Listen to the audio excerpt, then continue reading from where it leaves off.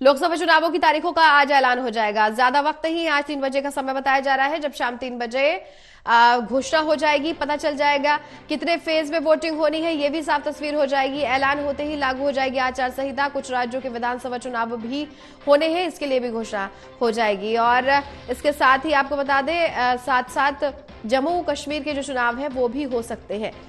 तो जिसका इंतजार चल रहा था, आज वो तस्वीर साफ होने वाली है, क्योंकि लोकसभा चुनावों की तैयारियां लगातार चल रही हैं। आज तारीखों का भी ऐलान हो जाएगा। 6 से 7 फेज में वोटिंग हो सकती है, ये बताया जा रहा है।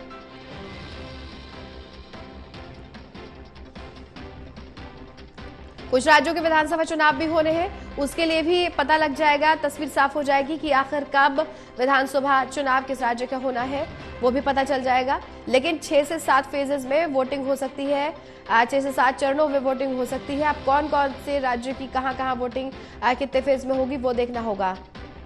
प्रणय शर्मा हमारे सहयोगी जुड़ गए हैं, ज्यादा जानकारी आप तक पहुंचाएंगे। प्रणय, आखिर वो घड़ी आने को है जिसका इंतजार चल रहा था। लोकसभा चुनाव की जो तारीखें हैं, उनका ऐलान आज 3 बजे बताया जा रहा है कि आज 3 बजे तस्वीर साफ हो जाएगी। देखिए कंचन, चुनाव आयोग की तरफ से इस बात की जानकारी कल ही सामने आ गई थी कि आज यानी 16 मार्च को तारीखों का ऐलान किया जाएगा और आज चुनाव आयोग के जरिए इसकी जानकारी दी जाएगी। और जैसे ही ये ऐलान होगा, उसके साथ ही देश में आचार संहिता भी लागू हो जाएगी, क्योंकि 2024 के लोकसभा चुनाव के लिए किन तारीखों का कब से वो उनकी शुरुआत होती है, अब इस पर सभी की नजरें बनी हुई हैं, क्योंकि पूरा जो शेड्यूल है वो जारी किया जाएगा चुनाव आयोग के द्वारा। इसके साथ में कंचन, न सिर्फ लोकसभा बल्कि 4 राज्य देश में ऐसे हैं जहां पर विधानसभा चुनाव भी होने हैं, तो उसका भी शेड्यूल चुनाव आयोग के द्वारा जारी किया जाएगा, जिसमें आंध्र प्रदेश, उड़ीसा समेत 4 राज्य ऐसे हैं जहां पर विधानसभा चुनाव होने हैं।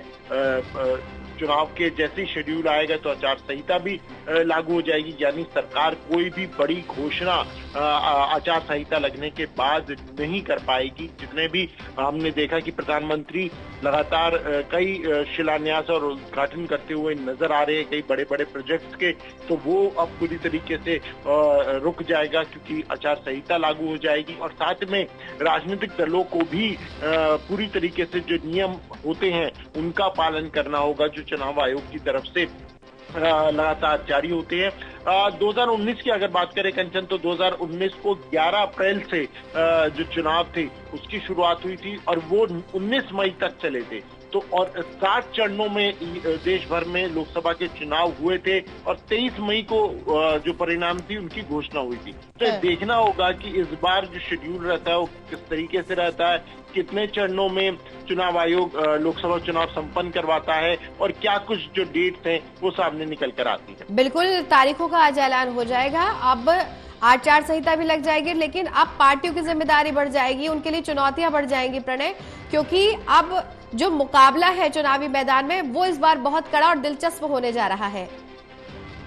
इसमें कोई दोराय नहीं है कंचन की चुनाव आयोग जैसे ही शेड्यूल जारी करेगा तो आचार संहिता लगती है। इसके अलावा राजनीतिक दलों की भी जो जिम्मेदारी है वो बढ़ जाती है। उन्हें कई सारे ऐसे नियम हैं जिनका पालन करना होता है, अपनी शब्दावली पर संयम रखना होता है, कोई भी बड़ी घोषणा नहीं करनी होती है, इस तरह के वादे नहीं करने होते हैं। इन सभी बातों का ध्यान रखना होगा और ये भी देखना होगा कि आज जब प्रेस कॉन्फ्रेंस होगी तो उसमें क्या कुछ बातें जो हैं वो चुनाव आयोग के द्वारा कही जाती हैं। बहुत शुक्रिया प्रणय तमाम जानकारी के लिए।